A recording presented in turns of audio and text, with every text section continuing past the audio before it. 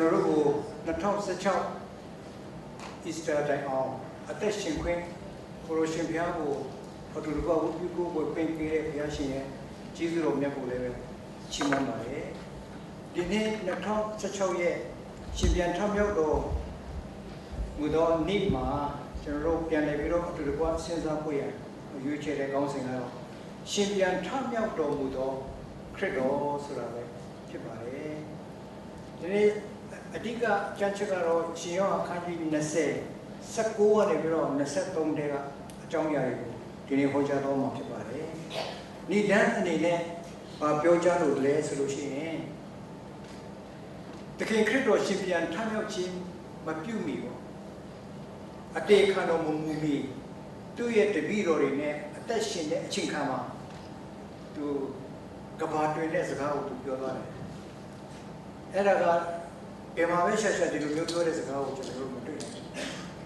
။တခင်ခရစ်တော်စီကပဲကျွန်တော်တို့ဒီစကားကိုကြားရတာဖြစ်တယ်။ဒါတော့ဘာလဲဆိုလို့ရှိရင်ရှင်ယောဟန်အခန်းကြီး17အခန်းငယ်25မှာယေရှုကလည်းငါဒီထမြောက်ခြင်းအကြောင်းအသက်ရှင်ခြင်းအကြောင်းဖြစ်၏။ငါ့ကိုယုံကြည်သောသူသည်တည်လွန်တော်လဲရှင်လိမ့်မည်။ငါ့ကိုယုံကြည်၍အသက်ရှင်သောသူရှိသမျှတို့သည်လည်းတည်ခြင်းနဲ့အစဉ်မပြတ်ကင်းလွတ်ကြလိမ့်မည်။ဒီကဘာတွင်တဲ့စကားဟာဒီနေ့လူတွေဟာကြားပေမဲ့တန်ရှင်သောဝိညာဉ်တော်ရဲ့ဖွင့်ပြခြင်းမရတဲ့အခါမှာနော်တခင်ခရစ်တော်ဟာရှင်ပြန်ထမြောက်ခြင်းအသက်ရှင်ခြင်းအကြောင်းအချုပ်ဖြစ်တယ်ဆိုတာလူတွေတော်တော်များများကမသိဘူးဒီနေ့ကျွန်တော်တို့ရဲ့အသက်တာထဲမှာအသက်ရှင်ခြင်းအကြောင်းရဲ့အချုပ်အသက်ရှင်ခြင်းအကြောင်းဖြစ်တာရဲ့မူလအရင်းမြစ်ကဘုရားအဲ့ဒီဘုရားကယေရှု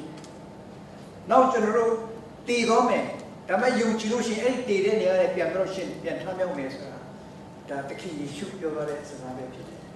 ဒါကလောကမှာရှိတဲ့လူတွေအားလုံးရဲ့ဒါအချုပ်ဖြစ်ပါတယ်ဆိုတာကျွန်တော်တို့ဒီရှင်ပြန်ထမြောက်တဲ့နေ့မှာတိတ္တဖန်ဟောအားပေးချင်ပါတယ်နောက်တစ်ခါတခင်ခရစ်တော်ရဲ့အကြောင်းကိုပေါ့နော်တခင်ခရစ်တော်ရှင်ပြန်ထမြောက်တဲ့အခါမှာအဲ့ဒီရှင်ပြန်ထမြောက်တဲ့တခင်ခရစ်တော်ကိုယုံကြည်တဲ့ရှင်ပေါလုကသူဘယ်လိုပြောထားလဲဆိုယောမ19မှာတင်ဒီတဲ့တခင်ယေရှုကိုနှုတ်ဖြင့်ဝန်ခံ၍ဖျားသခင်သည်သူ့ကိုတည်ခြင်းမှထမြောက်စေတော်မူပြီဟုစိတ်နှလုံးထဲ၌ယုံကြည်လို့ရှိရင်ကယ်တင်ခြင်းရောက်တယ်အဲ့ဒါဟာဒီနေ့ကျွန်တော်တို့ရဲ့တက်တာမှာအရင်အရေးကြီးတဲ့အရာတစ်ခုဖြစ်တယ်ဒါကြောင့်မလို့ကျွန်တော်တို့သခင်ခရစ်တော်ကိုကျွန်တော်ယုံကြည်ပါတယ်လို့နှုတ်ကနဲ့ဝန်ခံတချို့တည်းဝန်ခံရကိုအချင်းချင်းတည်းမှာပဲကိုပြောရတယ်ဟိုအပြင်ဘက်မှာမယုံကြည်သူစီမှာသခင်ခရစ်တော်ဟာငါ့ရဲ့အရှင်သခင်လို့နှုတ်နဲ့ဝန်ခံရတဲ့လူများရှိတယ်ဒီနေ့အရှင်ပြန်ထွန်းမြောက်တဲ့သခင်ခရစ်တော်ကသူ့ကိုနှုတ်ဖြင့်ဝန်ခံတဲ့လူလို့ချင်းတယ်နောက်တစ်ခါဘုရားသခင်ဒီသူ့ကိုတည်ခြင်းမှထမြောက်စေတော်မူသည်လို့စိတ်နှလုံးထဲမှာယုံကြည်တယ်တနှုတ်နဲ့လည်းဝန်ခံမယ်စိတ်နှလုံးနဲ့လည်းယုံကြည်တယ်ဆိုရင်အဲ့ဒီလူကကယ်တင်ခြင်းရရှိတယ်ဒါကြောင့်မလို့ရှင်ပြန်ထမြောက်ခြင်းရှိတဲ့အတွက်ကြောင့်ကျွန်တော်တို့ဒီနေ့ကယ်တင်ခြင်းရရှိရဖြစ်တယ်ရှင်ပြန်ထမြောက်ခြင်းမရှိဘူးဆိုရင်ကျွန်တော်တို့အသက်ရှင်မှုမရှိဘူးဒါကြောင့်လို့ဆရာကြီးပီလီဂရမ်ကပြောလဲဆိုအနာဂတ်အတွက်အကျံအစီရှိသမျှအားလုံးရဲ့တော့ချက်ဟာရှင်ပြန်ထမြောက်ခြင်းမရှိတယ်ကျွန်တော်တို့အနာဂတ်ပေါ့ကျွန်တော်တို့ရဲ့ဘဝတက်တာတစ်ခုလုံးဘာဖြစ်လာမလဲဆိုတော့အရာအလုံးရဲ့တော့ချက်ဟာရှင်ပြန်ထမြောက်ခြင်းမရှိတယ်ပြောချင်တာကတခင်ခရစ်တော်ကရှင်ပြန်ထမြောက်တဲ့အတွက်ကြောင့်အဲ့ဒီရှင်ပြန်ထမြောက်တဲ့ခရစ်တော်ကိုယုံကြည်ပြီးတော့အသက်ရှင်မယ်ဆိုရင်အဲ့ဒီဘုရားရှင်ကကိုယ့်ကိုကိုယ်တောက်ယူရမယ်ဆိုတဲ့သဘောပဲဖြစ်ပါတယ်ဒါကြောင့်မလို့ခရစ်တော်ရှင်ပြန်ထမြောက်ခြင်းမရှိရင်ခရိယန်ဆိုတာရှိမှာမဟုတ်ပါရှင်ပြန်ထမြောက်ခြင်းဖြစ်တဲ့အတွက်ကြောင့်ဒီနေ့အဲ့ဒီအရှင်ကိုယုံကြည်တဲ့အတွက်ကြောင့်ခရိယန်ဆိုတာဒီနေ့ကမ္ဘာပေါ်မှာပြန်ပေါ်တဲ့ရှိတာဖြစ်ပါတယ်နောက်ဆုံးအနေနဲ့တစ်ခုဆိုလို့ရှိရင်ခရစ်တော်၏အသေးခံတော်မူခြင်း၌ကယ်တင်ခြင်းကျေးဇူးတော်ကိုရရှိတဲ့ကဲ့သို့ခရစ်တော်၏ရှင်ပြန်ထမြောက်ခြင်း၌လောကကိုအောင်နိုင်သောတကူရှိတယ်အမနိတ္တတွေကတောက်ကြနေ အဲ့တောက်ကြနေ့က Good Friday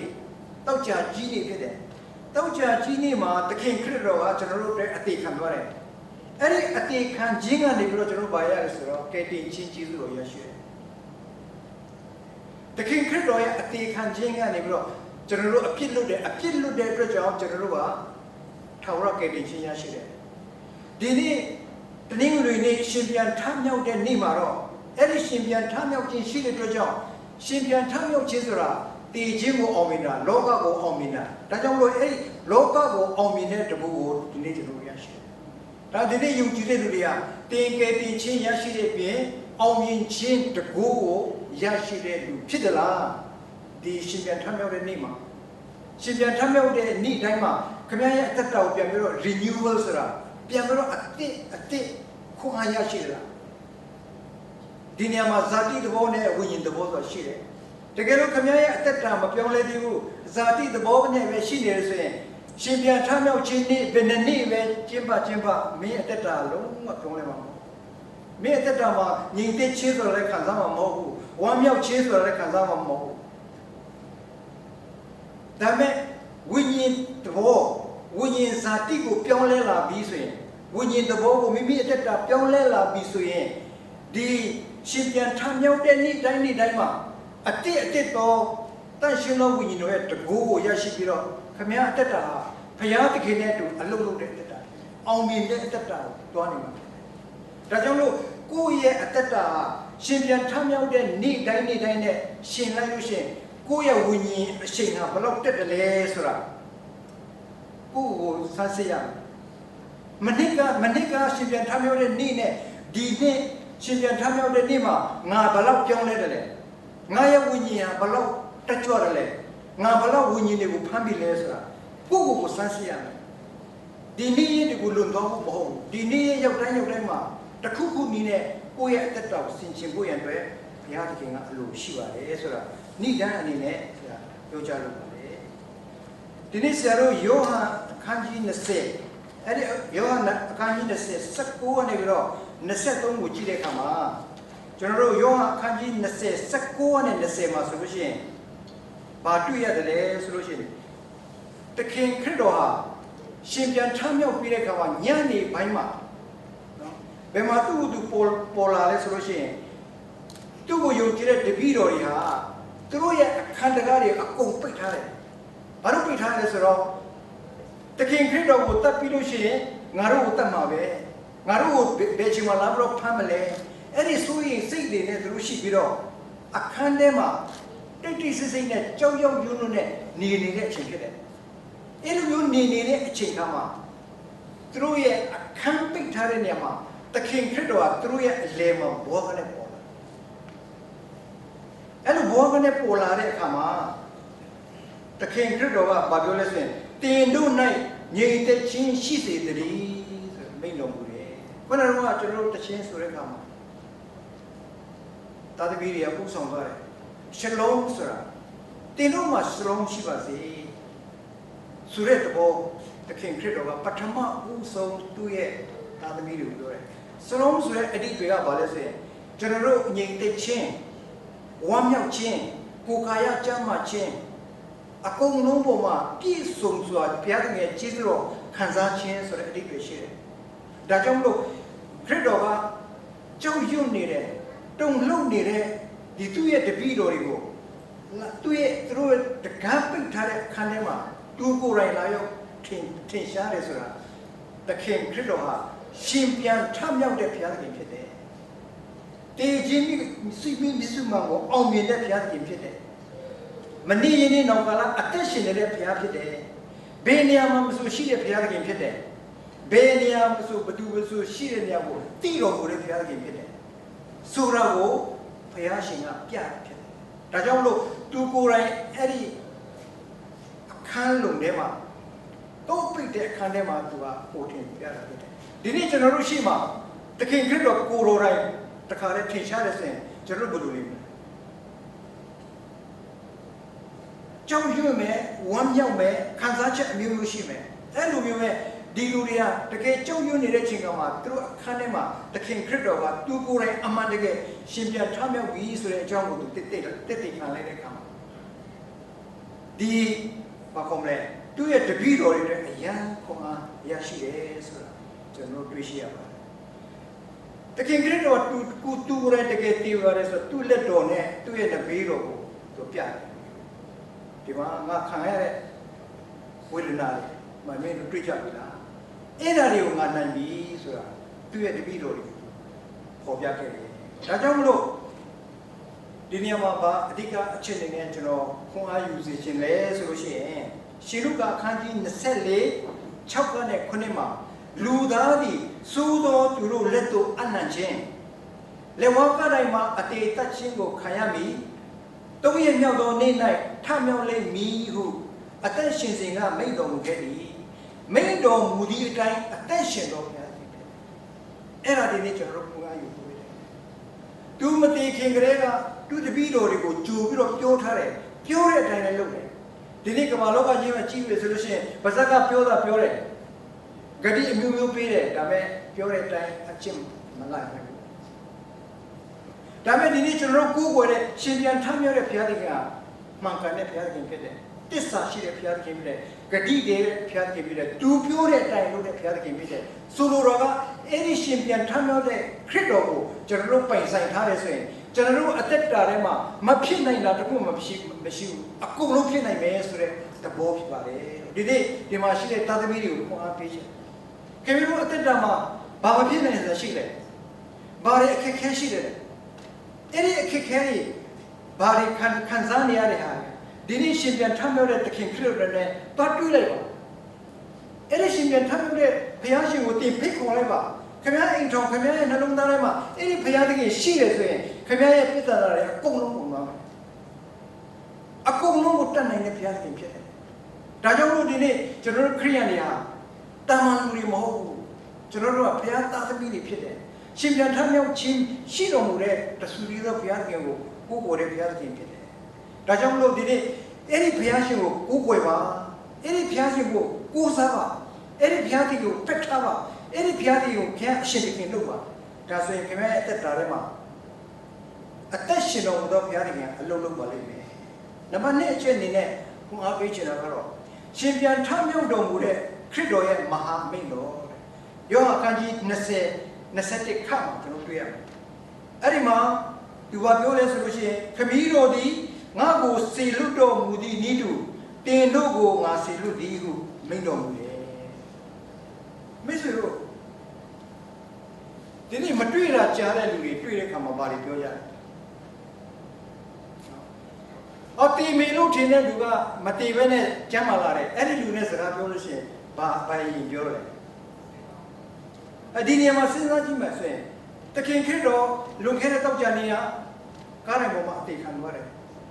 ပြန်ပြီးတော့ရှင်ပြန်ထမ်းပြောလာတယ်ထမ်းပြောလာတဲ့အခါမှာတခင်ခရစ်တော်ပြောတဲ့စကားတစ်ခုပဲရှိတယ်တင်တို့၌ညီတဲ့ချင်းရှိပါစေနောက်ဒုတိယသူပြောသွားတော့ဘာပြောသွားလဲခမည်းတော်ဒီငါ့ကိုစေလွတ်တည်တို့တင်တို့ကိုငါစေလွတ်သည်လို့မိန့်တော်မူတယ်အဲ့ဒါကြောင့်လို့ဒီနေ့ရှင်ပြန်ထမြောက်တဲ့နေ့မှာကျွန်တော်တို့ခရိယန်တွေယုံကြည်သူတွေအနေနဲ့ဘာခွန်အားယူရမလဲဆိုလို့ရှိရင်တခင်ခရစ်တော်ဘာလို့ရှင်ပြန်ထမြောက်လဲတခင်ခရစ်တော်ရှင်ပြန်ထမြောက်တာဖခမည်းတော်ကလူသားအပြစ်အလုံးကိုကယ်တင်ဖို့ရတဲ့ခရစ်တော်ကိုစေလွတ်တယ်အဲ့ဒီစေလွတ်တဲ့အတိုင်းခရစ်တော်ဟာငါအမှုပြီးပြီလို့ဆောင်ရွက်ပြီးတော့လိုက်နာခဲ့တယ်အဲ့လိုရှင်ပြန်ထမြောက်တဲ့ခရစ်တော်ကိုယ်တိုင်ကကျွန်တော်တို့သူ့ကိုယုံကြည်တဲ့ကျွန်တော်တို့မင်းတို့ကိုလည်းငါစေလွတ်တယ်ဒီနေ့ရှင်ပြန်ထမြောက်တဲ့ခရစ်တော်ကိုတကယ်ကိုယ်ကိုယ်ယုံကြည်တဲ့ဆိုရင်သူစေလွတ်တာကိုမှန်လားပါဗျာကျွန်တော်ကိုယ်တော်စေခိုင်းတဲ့ကျွန်မတော့ပါမယ်ကျွန်တော်တော့ပါမယ်လို့ဒီရှင်ပြန်ထမြောက်တဲ့နေ့မှာအထူးသဖြင့်မိမိကိုမိမိပြန်ပြီးတော့စကပ်ဖို့ဒါကြောင့်လို့ဒီနေ့ခင်ဗျားတို့အသက်တာကျွန်တော်တို့အသက်တာမှာဝိညာဉ်အသက်မရှိရင်ကျွန်တော်တို့ဝိညာဉ်ရှင်ပြန်မထမြောက်ရင်သခင်ခရစ်တော်ရဲ့အမိန့်တွေသခင်ခရစ်တော်ရဲ့စကားတွေကကျွန်တော်တို့ကိုဘာမှဆိုင်ဘူးဘာမှဆိုင်ဘူးဒီနေ့ကျွန်တော်တို့အသက်တာဝိညာဉ်အသက်တာနဲ့အသက်ရှင်ဖို့အရေးကြီးတယ်ဝိညာဉ်အသက်တာကိုအတိတ်ကထားဖို့အရေးကြီးတယ်အဲ့ဒီခါမှာကျွန်တော်တို့အသက်တာဟာတကယ်ပဲအသက်ရှင်လှုပ်ရှားလာတယ်ဒါကြောင့်မလို့ဒ ဒီနေ့ရှင်ပြန်ထမြောက်ခြင်းကဖျားတို့လူတွေကိုပြောကြပါဘာလို့ခရစ်တော်ရှင်ပြန်ထမြောက်လဲတခင်ခရစ်တော်ရှင်ပြန်ထမြောက်ခြင်းဟာဖခင်တော်ရဲ့အမိန့်တော်ကိုစေခိုင်းဖို့အတွက်ရှင်ပြန်ထမြောက်ခြင်းဖြစ်တယ်အဲ့ဒီခါမှာကျွန်တော်တို့အဲ့ဒီရှင်ပြန်ထမြောက်ခြင်းကိုကြည့်တဲ့အခါမှာနံပါတ်1တခင်ခရစ်တော်ခမည်းတော်၏အမိန့်တော်ကိုခရစ်တော်ကအရင်နာခံလက်လျှောက်တယ်တခင်ခရစ်တော်စီကကျွန်တော်ခွန်အားယူသမျှအရာလုံးမှာသူကဘယ်တော့မှသူမလုပ်ဘဲနဲ့သူမခိုင်းဘူးတချို့ကောင်းဆောင်တွေရှိတယ်သူတို့မလုပ်ဘူးတခါတည်းခမည်းတော်ဟောတော့ကြဟောလို့ကြနော်တခင်ခရစ်တော်ကမဟုတ်ဘူးမင်းတို့အချင်းချင်းချစ်ကြပါလို့သူကအဲ့ဒါပဲမပြောဘူးအဲ့ဒါမပြောရင်ဘာပြောလဲငါဒီနော်ခရစ်တော်ကိုချစ်တဲ့ဤသူငါဒီခရစ်တော်ကိုချစ်တဲ့ဤသူသူကအရင်ဆုံးသူ့ရဲ့ဖခင်ကိုချစ်တာချစ်ပြတယ်ငါဒီခရစ်တော်ဖခင်မိရဲ့စကားကိုနားထောင်တယ်လို့ဖခင်မိတော်ကိုချစ်တယ်လို့မင်းတို့အချင်းချင်းချစ်ကြပါသူကလက်တွေ့သမားဖြစ်တယ်။ကျွန်တော်တို့ရဲ့အရှင်ဟာကျွန်တော်တို့ကိုအားမခိုင်းဘူး။သူကိုယ်တိုင်အရင်ချစ်ပြတယ်။ချစ်ပြပြီးမှမင်းတို့ချင်းချစ်ကြ။ဒါကြောင့်ဆရာခဏခဏပြောတယ်။တင်းရဲ့ထာဝရဘုရားသခင်ကိုစိတ်နှလုံးအကျွေးမဲ့ဉာဏ်စွမ်းရှိတဲ့များနဲ့ချစ်လို့ဒါပထမပညာဖြစ်တယ်။ဒုတိယပညာကကိုယ်နဲ့ဆက်ဆိုင်သောသူကိုကိုယ်နဲ့အမြချစ်လို့ဟောဘုရားသခင်ကိုအရင်ချစ်ရမယ်ပြီးမှလူချင်းကိုချစ်ရမယ်ဆိုတာသူကမှားထားတာအဲ့ဒီမှားထားတဲ့စကားဒီမှာဒီတဘောဆောင်ထားတယ်ဒါကြောင့်သူကိုယ်တိုင်ကခမည်းတော်ကိုချစ်တယ်ခမည်းတော်ပြောတဲ့စကားကိုနားထောင်တယ်အဲ့ဒါကြောင့်မင်းတို့လည်းပဲငါပြောတဲ့အတိုင်းငါခမည်းတော်ကိုနားထောင်တယ်လို့မင်းတို့လည်းပဲငါပြောတဲ့စကားကိုနားထောင်ကြပါအမိန့်ပေးတာဖြစ်တယ်ဒါကြောင့်လို့အဲ့ဒါကိုလေးလေးနဲ့စဉ်းစားပြီးတော့ကျွန်တော်တို့လိုက်ရှုံမယ်ဆိုရင်ကျွန်တော်တို့ဟာဘုရားသခင်သားသမီးပြည်သားတခင်ခရစ်တော်ကိုအရှင်တခင်နဲ့ကယ်တင်ရှင်ဖြစ်ကိုးကွယ်ခြင်းဟာအတိတ်ပဲရှင်းတယ်။နှုတ်မဟုတ်ရင်ကျွန်တော်တို့ကအပေါ်ရမယ်။တခင်လို့ခေါ်တယ်ကိုလို့ချင်တာလိုက်လုပ်တယ်။တခင်ပြောတဲ့အတိုင်းမလုပ်ဘူး။ဒါဆိုရင်ကျွန်တော်တို့အတွက်ဒီနေ့ရှင်ပြန်ထမြောက်တဲ့ခရစ်တော်ဟာကျွန်တော်တို့အရှင်တခင်ဖြစ်တာမဖြစ်နိုင်ဘူး။ပြီးတော့မှတခင်ခရစ်တော်ကကျွန်တော်တို့ကိုစေခိုင်းတဲ့အခါမှာကျွန်တော်တို့ဘလောက်အားရစရာကောင်းလဲဆိုရင်ရှင်မတဲ့အခန်းကြီး28မှာရှင်ပြန်ထမြောက်တော်မူသောခရစ်တော်သည်ကောင်းကင်ဘုံ၌၎င်းမြေကြီးပေါ်၌၎င်းစီရင်ပိုင်သောအခွင့်တကူရှိသည်များကိုခံတော်မူ၏တကယ်ခရစ်တော်ကျွန်တော်တို့ကိုမင်းတို့တွားကြလူမျိုးတကားတို့ထံမှာငါတပည့်ဖြစ်စေကြပါလို့သူကစေခိုင်းတဲ့အခါမှာသူအတလူမစေခိုင်းဘူးအတလူမစေခိုင်းဘူးသူဘယ်လိုပြောလဲကောင်းကင်တကူမြေကြီးတကူစီရင်ပိုင်တဲ့တကူအားလုံးငါမှာရထားပြီဒါကြောင့်အဲ့ဒီတကူနဲ့မင်းတို့ကိုငါစေလွတ်တယ်ဆိုတော့ကျွန်တော်တို့စေလွတ်ခြင်းခံတဲ့လူဧဝံဂေလိလုပ်တဲ့ခါမှာတာနာပြုတဲ့ခါမှာကျွန်တော်တို့ဟာလည်းကျွန်တော်တို့တော့မဟုတ်ဘူးကျွန်တော်တို့အနောက်မှာ authority ဆိုတဲ့ဘုရားသခင်ရဲ့အာဏာဘုရားသခင်ရဲ့အမိန့်တော်ရှိတယ်လာရှုမှာဆရာဦးတန်းညို့တို့တော့ပြီးတော့တရားဟောတဲ့ခါမှာပလိတ်တွေကဖမ်းတယ်ရဲစခန်းထဲမှာခေါ်ပြီးတော့စစ်တဲ့ခါမှာမင်းတို့ကိုဒီဧဝံဂေလိတရားဒီခရိယန်တရားတွေဘသူဟောခိုင်းတယ်ဘသူအမိန့်နဲ့မင်းတို့ဟောတယ်သူတို့ကိုမေးတယ်တဲ့မေးတဲ့ခါမှာဆရာဝန်တင်မျိုးတို့ဖြေတာဘယ်လိုဖြေလဲကျွန်တော်တို့ဒီဧဝံဂေလိတရားကိုဟောပါဆိုတာသခင်ခရစ်တော်ကိုယ်တိုင်ကကျွန်တော်တို့ကိုစေခိုင်းတယ်ဘသူကမှမပြောသခင်ခရစ်တော်ကအမိန့်ပေးလို့ကျွန်တော်ဟောတာဆိုတော့ရဲဦးကြီးကဘာမှမတတ်နိုင်ဒါခရိယန်ရဲ့ယုံကြည်ချက်ကိုပြောချင်တာပါလဲဆိုကျွန်တော်တို့ဒီနေ့ကျွန်တော်တို့အလုံးလုံးတဲ့ခါမှာဧဝံဂေလိလုံးတဲ့ခါမှာပျောက်ဆုံးသောဝိညာဉ်တွေကိုဖမ်းဆီးတဲ့ခါမှာဘုရားသခင်ရဲ့အမှုတော်မှာပါတဲ့ခါမှာကျွန်တော်တို့အလကားလုပ်တာမဟုတ်ဘူးကျွန်တော်တို့အနောက်မှာတကူပါလာတယ်ကျွန်တော်တို့နောက်မှာ authority ပါလာတယ်အဲ့ဒါကြောင့်ကျွန်တော်တို့ခွန်အားရမယ်တကယ်လို့ကျွန်တော်တို့ဝိညာဉ်သဘောရှိလို့ရှိရင်တတ္တိဆိုတာအများကြီးရှိတယ်အခုတချို့ဒီအတင်းတို့တင်လာတဲ့မှာဒီမှာစုတောင်းခိုင်းတဲ့ကမှာစုမတောင်းရတဲ့လူရှိသေးလားအလူငွေစက်ကခိုင်းတဲ့ကမှာအလူငွေမစက်ကရဲဘူးလို့ပြောတဲ့လူရှိသေးလားရှိသေးတယ်ဆိုရင်ဒီနေ့တရားကိုသင်္ချာနာထောင်ထားပါ ဘာလို့လဲဆိုလို့ရှိရင်ကျွန်တော်တို့လူတွေကအကုန်လုံးအတူတူပဲတင်းဥစ္စာဆိုပေမဲ့ခင်ဗျားတို့ရဲ့မျက်နှာမဟုတ်ဘူးအသက်ကြီးတာလည်းပဲရှိတယ်အသက်တော့လည်းကြီးရဲ့ခင်ဗျားတို့တဲ့ဒါပေမဲ့ခင်ဗျားတို့တဲ့ပူတူတာမဟုတ်ပူရတတ်တာမဟုတ်ဒါပေမဲ့ခင်ဗျားတို့ကျွန်တော်တို့အားလုံးဟာတဆူရီတော့သခင်ခရစ်တော်ရဲ့တကူနဲ့ကျွန်တော်အသက်ရှင်ရှိဖြစ်တယ်ခင်ဗျားတို့ကျွန်တော်တို့ဘုရားသခင်မယုံသေးဘူးဆိုတော့ကျွန်တော်မပြောချင်ပါဘူးဒါပေမဲ့သခင်ခရစ်တော်ကိုယုံကြည်ပြီဆိုတော့မင်းဟာတာမညလို့မဟုတ်ဘူး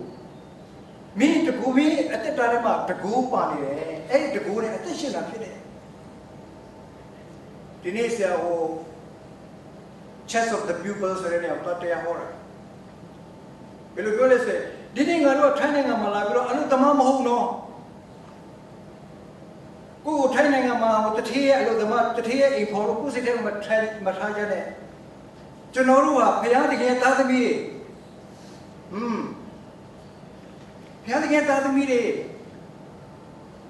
ခင်ဗျားရဲ့ boss ခင်ဗျားရဲ့တထေးမဟာဘုရားသခင်မယုံကြည်တဲ့လူဆိုရင်ဒါကမယုံကြည်တဲ့အတွက်ငရဲသွားမယ်လို့ပဲ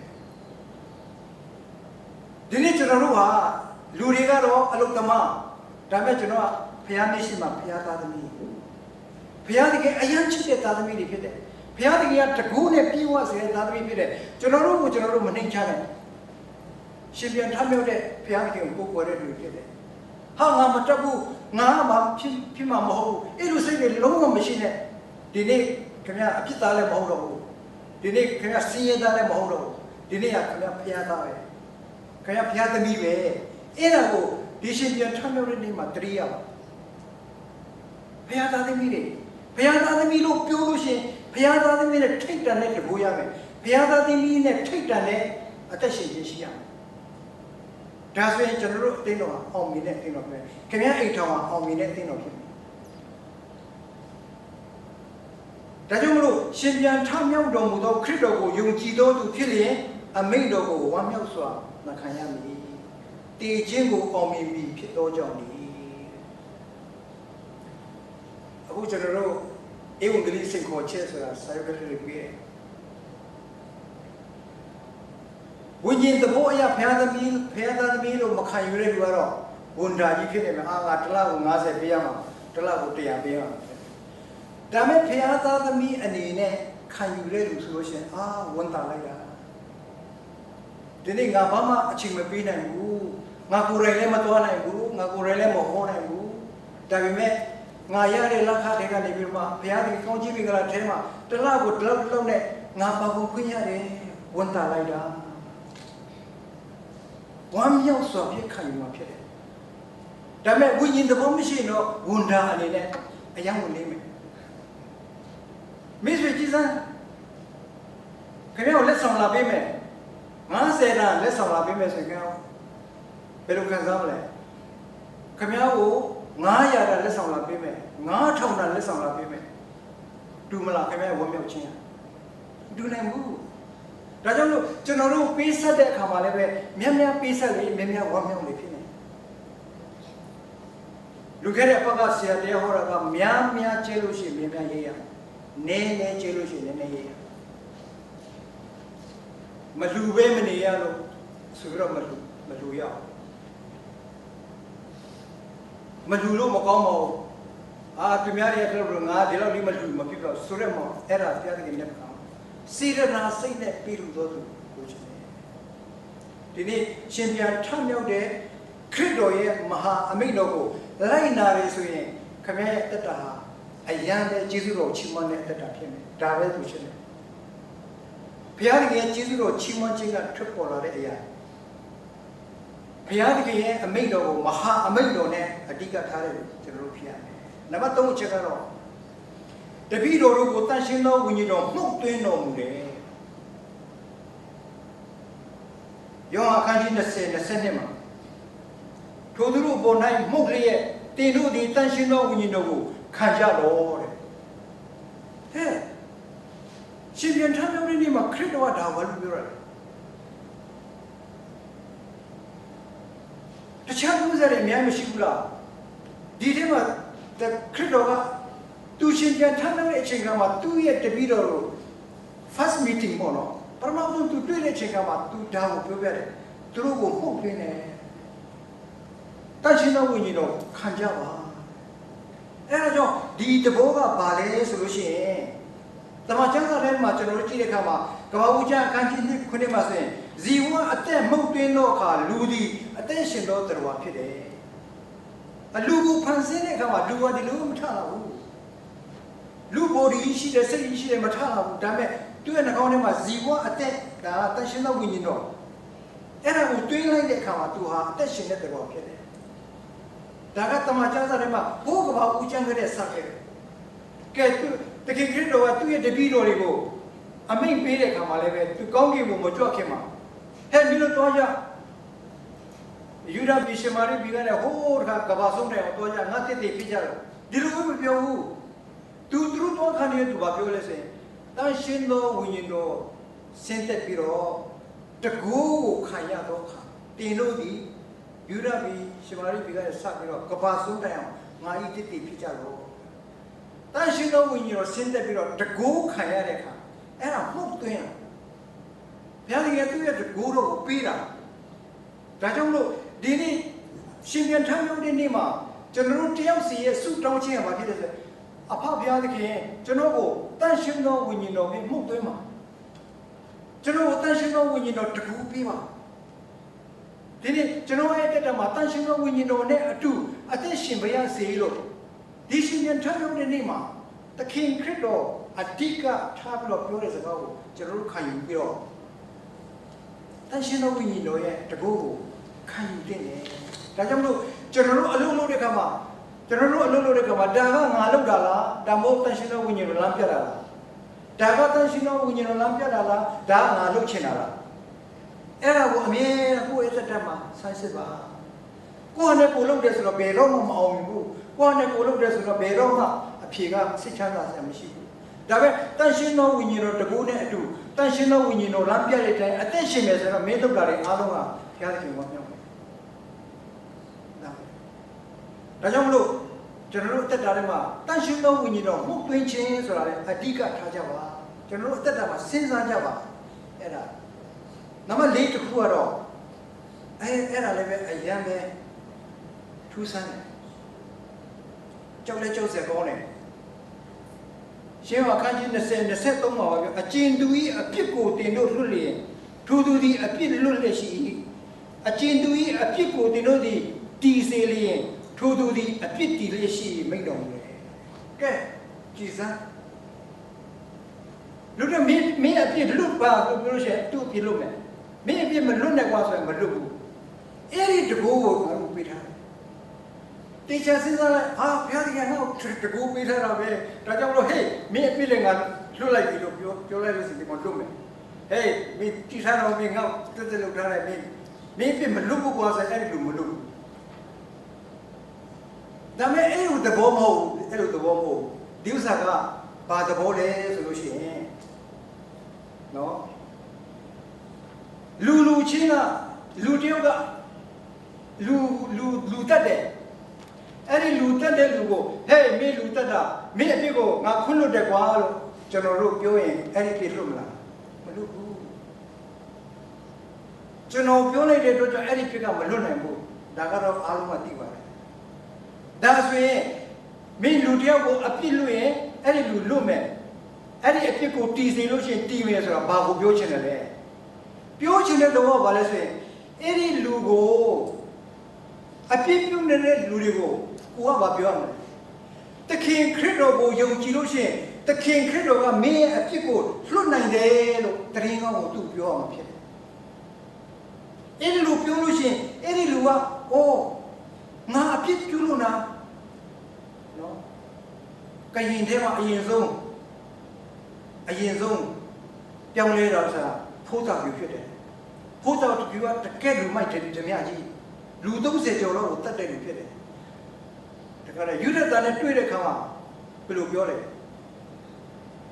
ဆရာကြီးကျွန်တော်လူတွေအများကြီးတတ်တယ်နော်ကျွန်တော်လူသက်သမားကိုခရစ်တော်ကလက်ခံမလားကျွန်တော်အပြစ်လို့မလားလို့ပြောတဲ့အခါမှာမင်းတကယ်ပြောင်းလဲမယ်မင်းတကယ်နှောင်ရရမယ်ဆိုရင်ခရစ်တော်ကမင်းပြစ်လို့တယ် သူ့ကိုပြောခဲ့တဲ့အတွက်ကြောင့်အဲ့ဒီနေ့ကလည်းစပြီးတော့သူဟာ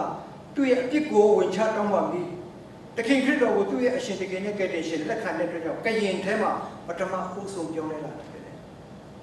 ပြောချင်တာဘာလဲဆိုရင်ကျွန်တော်တို့ကလူတယောက်ရဲ့အဖြစ်ကိုမလွတ်နိုင်ပါဘူး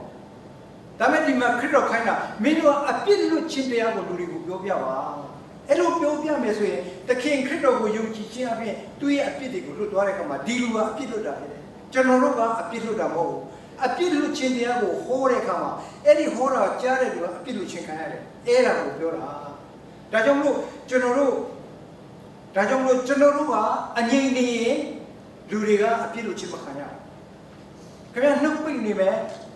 အตาလေးမျက်စိမိတ်နေမယ်ဘာမှမလုပ်ဘူးဆိုရင်ဘာမှမဖြစ်လာဒါပေမဲ့ခင်ဗျာသခင်ခရစ်တော်ရဲ့ရှင်ပြန်ထမ်းမြောက်ခြင်းသခင်ခရစ်တော်တည်ခြင်းကိုအောင်မြင်တဲ့ဘုရားသခင်အပြစ်ကိုလွတ်ပိုင်သောဘုရားသခင်ဆိုတာခင်ဗျာတကယ်ပဲအနီးနားမှာရှိတဲ့အပြစ်ပြုနေတဲ့လူတွေကိုခင်ဗျာဟောကြည့်လိုက်အဲ့လူယုံကြည်လာလို့ရှိရင်အဲ့ဒီလူရဲ့အပြစ်ကလွတ်ခြင်းခံရတယ်ဒါကြောင့်မလို့လူတယောက်ရဲ့အပြစ်လွတ်ခြင်းခံတာဟာယုံကြည်သူခမည်းပေါ်ကျွန်တော်တို့မရှိဘူး။ကဲလို့ကျွန်တော်တို့အလကားငြိမ်ထိုင်နေရင်တော့ဘုရားသခင်စိတ်ခိုင်းတဲ့အလုပ်ကိုမလုပ်တဲ့သားသမီးဖြစ်နေတယ်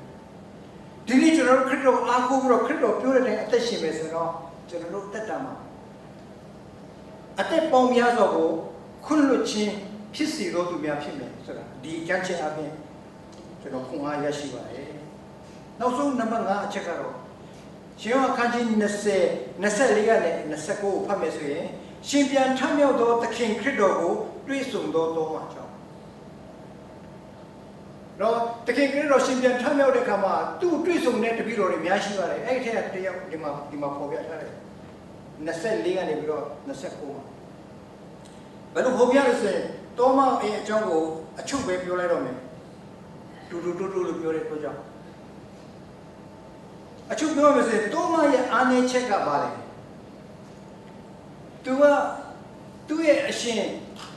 အသက်ခံရတယ်ဆိုတဲ့ခါကျသူစိတ်ပြအားငယ်ပြီးတော့အဖော်တွေဆိုမလာတော့ fellowship လုပ်နေတဲ့နေရာကသူကအဖော်တွေမရှိတဲ့နေရာမှာသူကလည်းသူအေးဆေးသွားနေလိုက်တယ်သူမိတ်ဆွေတွေနဲ့တူလာပြီးတော့အမြဲတမ်းမိသားစုတွေဟိုအကြောင်းပြောဒီအကြောင်းပြောတယ်သူတို့ဆုတောင်းကြတယ်အတူစားကြတယ်သွားကြတယ်ဆိုတော့မိသားဟာရသူလုံနေကြတာသူစိတ်ပြတဲ့ခါကျတော့သူအဲ့ဒီမိသားဟာမလုပ်ဘဲနဲ့တခြားနေရာသူသွားတယ်အဲ့လိုတခြားနေရာမှာသူသွားနေတဲ့အချိန်ခါမှာသခင်ခရစ်တော်ကရှင်ပြန်ထမြောက်လိုက်ရှင်ပြန်ထမြောက်တဲ့အချိန်ကသူမရှိဘူးဒါကြောင့်မလို့ဒီနေ့ဒီတောမရဲ့အားနည်းချက်တို့ပဲဒီနေ့ကျွန်တော်တို့ယုံကြည်သူThe body of Christ သခင်ခရစ်တော်ရဲ့ကိုယ်ခန္ဓာဆိုတဲ့အသင်းတော်မှာဒီနေ့ဒီနေ့ငါဖျားကြောင်းသွားတဲ့ကိစ္စတွေမှာရှိတော့ငါတို့ငါအေးစိနေမယ်ငါနဲ့ငါခါရဲ Facebook ကြီးကြည့်နေမယ်ဘလူကငါအကြောင်းပြောဒီလူကငါအကြောင်းပြောလိုက်မတော်ချင်ဘူးတရုတ်ဆရာကလည်းမာကြီးလေဒါအမျိုးပေါ့လေအဲ့လိုနဲ့ပဲတခါလေဘုရားကြောင့်မလာချင်ဘူးတခြားနေရာသွားကြဒီချက်ဒီဘုရားကြောင့်တရားဟောတာတင်ကောင်းဟိုဘုရားကြောင့်ကောင်းမလားဟိုဆရာဟောပါဟိုသွားဒီသွားအဲ့လိုမျိုးနဲ့ဖြစ်နေတဲ့လူတွေအများကြီးရှိအဲ့ဒါဆိုခင်ဗျာသုံးမနဲ့တူတယ်ခင်ဗျာဘုရားသခင်ရဲ့ရှင်ပြန်ထမြောက်တဲ့တရင်ကောင်းကိုခင်ဗျာလွတ်တဲ့အချိန်ကရှိသွားလိမ့်မယ်ဘုရားသခင်ပြောတဲ့တကယ်တမိုးရှိတဲ့အရာတွေကိုလွတ်သွားတဲ့အချိန်ကရှိသွားလိမ့်မယ်သူလည်းပဲအဲ့လိုနဲ့ဖြစ်သွားပြီးတော့ရှင်ပြန်ထမြောက်တဲ့အချိန်မှာသူမရှိတဲ့အတွက်တကယ်ချင်းနေလာပြီးတော့သူ့ကိုလာပြောတဲ့အခါသူမယုံသူကဘယ်လိုလူလဲဆိုလို့ရှိရင်သူများအပြောကိုမယုံတတ်ဘူးကိုယ်တိုင်တွေ့မှမြင်မှစမ်းသပ်မှယုံတတ်တဲ့လက်တွေ့သမားဖြစ်တယ်သူကဒါသူ့ရဲ့အကျင့်ပေါ့လေသူ့ရဲ့ကောင်းကင်တစ်ခုတော့ဘာလဲဆိုလို့ရှိရင်သူကဟန်ဆောင်သမားမဟုတ်ဘူးမယုံတဲ့အရာကိုမယုံဘူးယုံတဲ့အရာကိုလည်းဟုတ်တကယ်ယုံကြည်ပြီးတော့ထာဝရယုံကြည်ခြင်းအပြင်လိုက်နာတတ်တယ်ဖြစ်တယ်တချို့တွေကတော့ရေးလိုက်ငားလိုက်သူများဘောနကေပြည့်တယ်ဘောနကေဟာလေလုယာတခါလဲစိတ်ကပါချင်မှပါမယ်လူတွေကတခါတည်းဒီလိုလုပ်တော့သူလိုက်လို့ပဲစိတ်ထဲကမပါဟန်နဲ့ပဲပါအလူငွေထဲလို့ရှိရင်လည်းသူ့ရဲ့စိတ်တိုင်းနဲ့ကြတဲ့ထဲတာမဟုတ်လူတွေဘယ်လောက်ထဲလဲအရင်ကြည့်တယ်သူဘယ်လောက်ထဲပြီးတော့သူထဲသူအဲ့လိုမျိုးတော့ဟာဆောင်တော့သူအဟုတ်တိုင်းအရှိတိုင်းပြောတဲ့လူတဲ့သဘောတရားရှိတယ်အဲ့ဒါသူ့ရဲ့ကောင်းကင်အဲ့ဒါနဲ့ ဒါကြောင့်လို့တခင်ခရစ်တော်ဟာသူတို့ရဲ့ခန်းထဲမှာတခါတည်းဘွားကနဲ့တခင်ခရစ်တော်ပေါ်လာတဲ့အခါမှာသူကလက်တွေ့သမားဖြစ်တဲ့တခင်ခရစ်တော်ရဲ့လက်ကတန်ရာကြီးသူ့နဘေးတော်ကတန်ရာကြီးသူကြည့်လိုက်ဒီလိုမှဆလောင်ဖြစ်ပါစေကြားလိုက်တယ်သူကိုယ်တိုင်တခင်ခရစ်တော်တွေ့ရှိလိုက်တဲ့အချိန်ကမှသူဘာမှပြောမနေတော့သူ့နှလုံးသားထဲကလည်းတရားမှတရားသူယုံကြည်တဲ့ဖွင့်ပြလိုက်တယ်တခင်ဟာငါရဲ့အရှင်နဲ့ငါရဲ့ဖခင် My God and my Lord တခါတည်းကိုခါလိုက်တယ်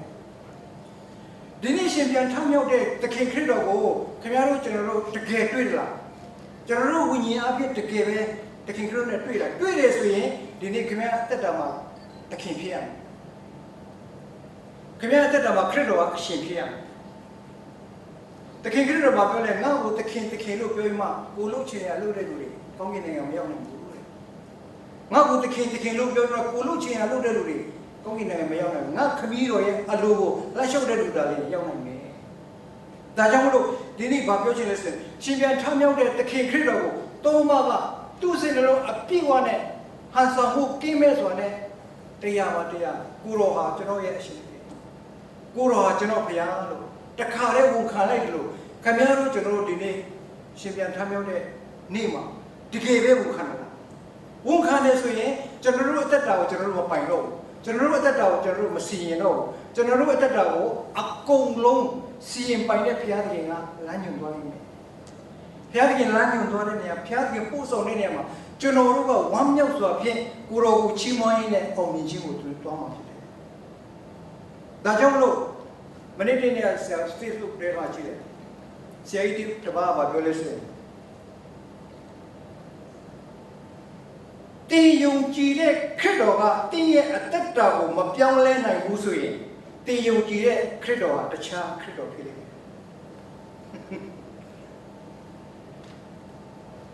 တင်ယုံကြည်တဲ့ခရစ်တော်ကတင်းရဲ့ဘဝအသက်တာကိုမပြောင်းလဲနိုင်ဘူးဆိုရင်အဲ့ဒီတင်ယုံကြည်တဲ့ခရစ်တော်ကတခြားခရစ်တော်ဖြစ်လိမ့်မယ်မှန်တယ်ကျွန်တော်တို့ယုံကြည်တဲ့ခရစ်တော်ဟာရှင်ပြန်ထမြောက်ပြီးတော့တကူးနဲ့ပြည့်ဝတဲ့ဘုရားသခင်ဆိုရင်ကျွန်တော်အသက်တာကိုဘာလို့မပြုပြနိုင်မလဲကျွန်တော်အသက်တာမှာကျွန်တော်လူချင်းတဲ့ဆန္ဒကိုဘုရားသခင်ဘာလို့မဖြည့်ဝပေးနိုင်မလဲကျွန်တော်တို့ဘုရားသခင်ကသူ့သားသမီးတွေကိုမတူးတက်စေခြင်းနဲ့သားသမီးလားအကျွေးနဲ့ပဲစီစီခြင်းနဲ့သားသမီးလားကျွန်တော်တို့ဘုရားသခင်ကသူ့သားသမီးတွေကိုအမြဲတမ်းအထက်မှာအမြဲတမ်းပဲသူ့တခါလဲအမိမဖြစ်စေခြင်းဘူးခေါင်းကိုဖြစ်စေခြင်းနဲ့အဖဒါကြောင့်လို့ဒီနေ့ဒီမှာရှိတဲ့သားသမီးတွေကိုအားပေးခြင်းကျွန်တော်တို့တက်တာမှာတကယ်ပဲရှင်ပြန်ထမ်းမဲ့ခရစ်တော်ကိုသခင်လို့ကြည်စမ်းပါဒီနေ့ခင်ဗျားသခင်ဟာသခင်ခရစ်တော်အစစ်မှန်တယ်ဆိုတော့ခင်ဗျားအသက်တာအယံထူးခြားတော့ပြောင်းလဲမှာဖြစ်တယ်ကျွန်တော်တို့အပေါ်ယံကြီးကပဲကျွန်တော်တို့ယုံကြည်တယ်ဆိုရင်ဘယ်တော့မှအသက်တာမပြောင်းလဲနိုင်ဘူးဒီနေ့လည်းပဲထူမှာမဟုတ်လာမယ့်နေ့လည်းထူမှာမဟုတ်ဒါပေမဲ့ဒီနေ့ခင်ဗျားအသက်တာတကယ်သခင်ခရစ်တော်ကိုဝိညာဉ်နဲ့အရှင်သခင်နဲ့ကယ်တင်ခြင်းထားကြည့်ခင်ဗျားအသက်တာတိတာရေးကိုပြောင်းလဲပြီးတော့ပါခင်ဗျားအသက်တာဟာဘုရားသခင်ရဲ့ဘုန်းတော်ထင်ရှားတာဖြစ်အဲ့ဒီမှာသခင်ခရစ်တော်ပြောတဲ့စကားကိုကျွန်တော်တို့အလေးနဲ့ထားဖို့ရတဲ့ဒီမှာကျွန်တော်ထားတာယေရှုကတင်းဒီတဲ့တောမကိုပြောတာတောမမင်းငါ့ကိုမြင်တဲ့အတွက်ကြောင့်ယုံခြင်းရှိတယ်ငါ့ကိုမမြင်ပဲယုံတော့သူတို့ဒီမင်္ဂလာရှိကြတယ်လို့မိန့်တော်မူတယ်ဒီနေ့ကျွန်တော်တို့မင်္ဂလာရှိတဲ့လူဒီနေ့ခရစ်တော်ကိုကိုယ်တိုင်သူ့ရဲ့ body ကိုကျွန်တော်တို့မတွေ့ရဘူးခရစ်တော်ဆိုတာကြားပဲကြားတယ်ကျမ်းစာဖတ်ပြီးတော့တည်ပဲတည်တယ်ကိုယ်တိုင်မတွေ့ရဘူး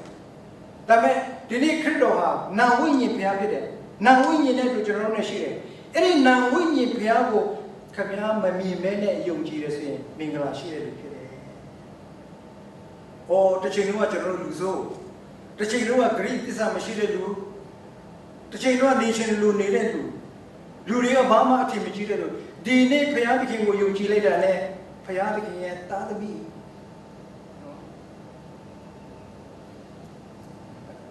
လုံးဝပြောနေတော့တက်တာ